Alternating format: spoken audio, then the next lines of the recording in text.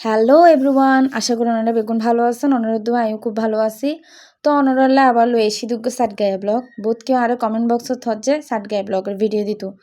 তো ওনারা যাইতে তো সাপোর্ট করিবেন, আমি বেশি খুশি। তো চলো নানারা আজকে রেসিপি শেয়ার করছু।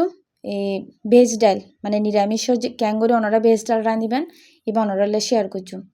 তো এই বেশ হলো যে গত হালিয়ার ব্লগ মানে বৃহস্পতিবার ব্লগ। তো ওই আনোরাং আজে শেয়ার করি। তো এই সবজি নেড়ে মানে আগে ভাগে হাঁড়ি লই আর ফুলকপি আলু তারপর বেগুন মিষ্টি কুমড়া শিম তারপরে ওই মুগ ডালরে ভাজিয়ে ভালো করে ভিজাই লই। এরপর কোন নিরামিষের ডেক্সি বই এটা অল্প তেল দিলাম। তেল ভালোভাবে গরম হয়ে এলে দুইয়ান তেজপাতা দুইয়ান দারুচিনি দিলাম। তারপরে এটা অল্প পাঁচফোড়ন দিলাম, পাঁচফোড়ন দিয়ে আদা বাটা দিলাম। তারপর কাঁচামরিচ টমেটো কুচি দিয়ে বেশ কিছুক্ষণ হসে দিলাম। তারপর এটা এক এক করে মশলা দিলাম।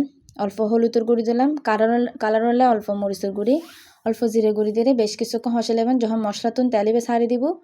তারপর ওই যে দুই রেকুন ডাইলে কিনারে দিয়ে দিবেন। তারপর ভালো করে হসাই লইবেন যাতে মশলার তুন খুব দারুণ করে ফ্লেভার আই। যখন ভালোভাবে ফুটিয়ে তো অল্প করে জল দিয়ে আরও বেশ কিছুক্ষণ হসাই লইবেন। এরপর ওই যে আগে ভাগে হাঁড়ি রেখুন এই ডাইলে এই সবজি দিয়ে দিবেন। সবজি দিয়ে এনে ভালো করে নাড়ি ছাড়ি নেবেন।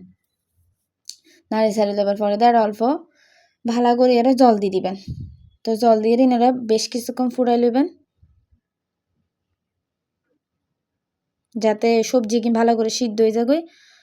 তো এরপর যখন ভালো করে সিদ্ধ হয়ে যাবে ওনারা একখানা করে আরে গরম মশলা দিয়ে দিবেন। তারপরে গরম মশলা দেওয়ার পরে একখানা করে কি দিবেন ঘি দিবেন যাতে খুব দারুণ ফ্লেভার। ঘি দেওয়ার পরে অল্প করে ওনারা ধনিয়া পাতা দিয়ে নামাই নেবেন। আশা করি আর রেসিপি ওনারা বেগুন বাড়িতে একবার হলেও ট্রাই করেছেন, হাইতে অসম্ভব মজা হয়।